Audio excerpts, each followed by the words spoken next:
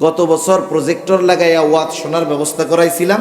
ওয়াজ শুনে আমল করবে কি? রাস্তা দিয়ে মহিলারা যায়, ওয়াজ কি করছে তা কয় না, হুজুর দেখতে কেমন এটা বেশি আলোচনা করে।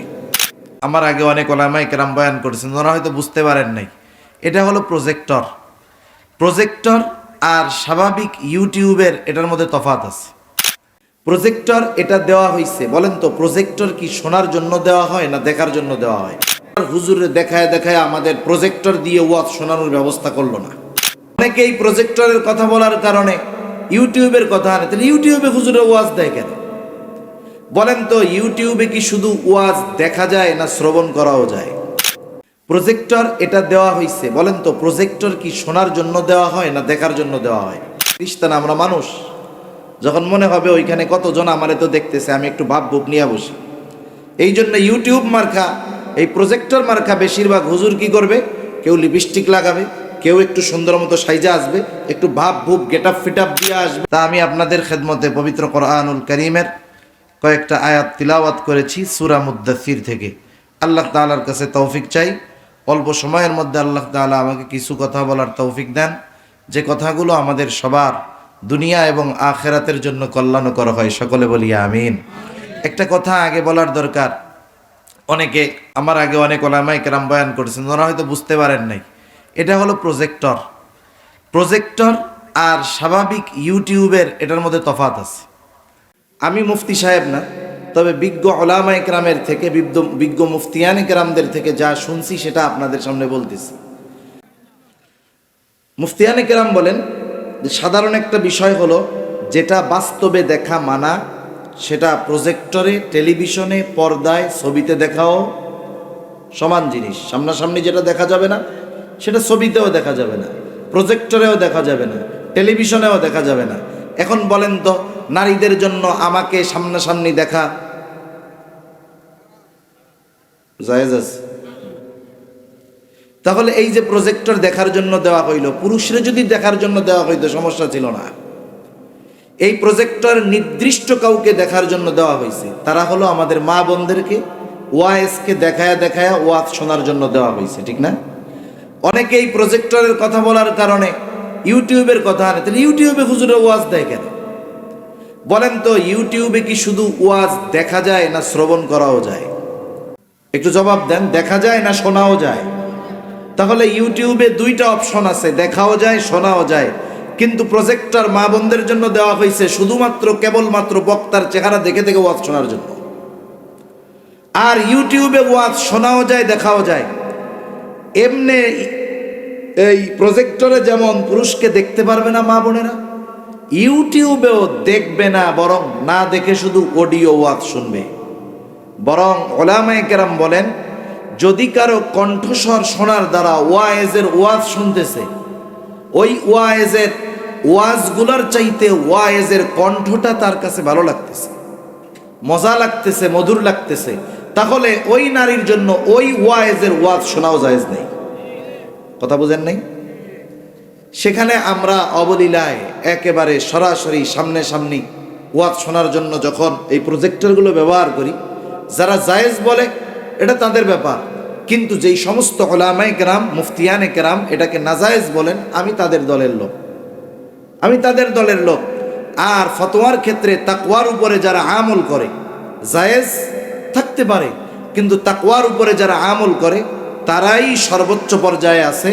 তাদেরটার বিষয়ে সাপোর্ট দেওয়া এবং তাদের কথার উপরে আমল করাটাই বেশি নিরাপদ।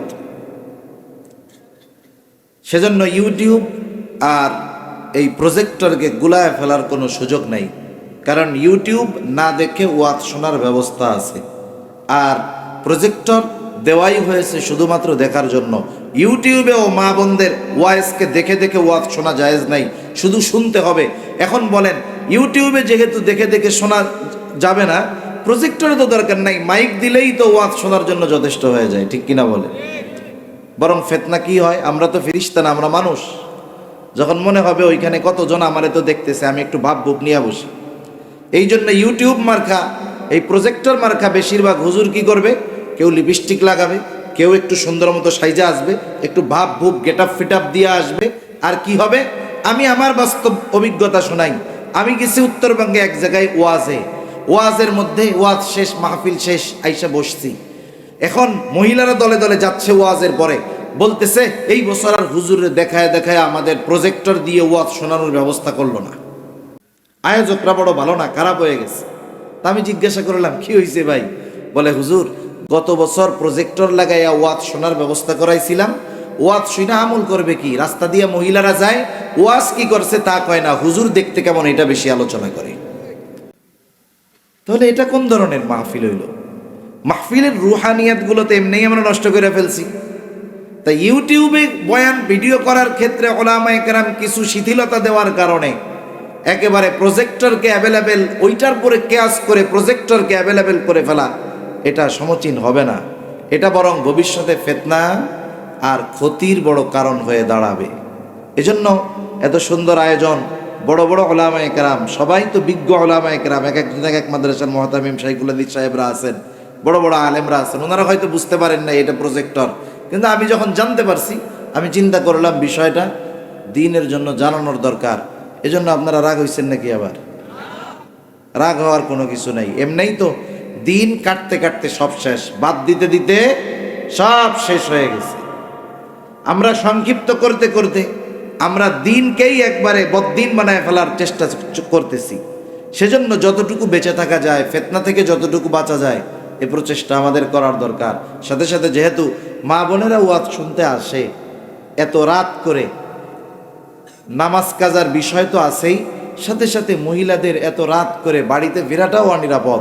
এজন্য কর্তৃপক্ষ যারা আছেন, ভবিষ্যতে দাওয়াত দেন আর না দেন সেটা আমার আফসোস নাই, যা হয় হবে।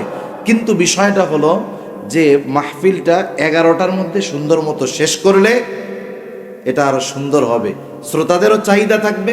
না হলে কি হবে?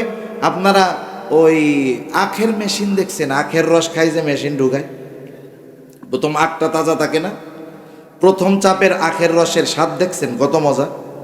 এরপরে যখন ওইটারে মেশিনে দিতে দিতে দিতে দিতে এক পর্যায়ে অবস্থা এরকম খড়ের মতো হয়ে যায়, একবারে চিবিয়ে যা আছে সব বের করা হয়।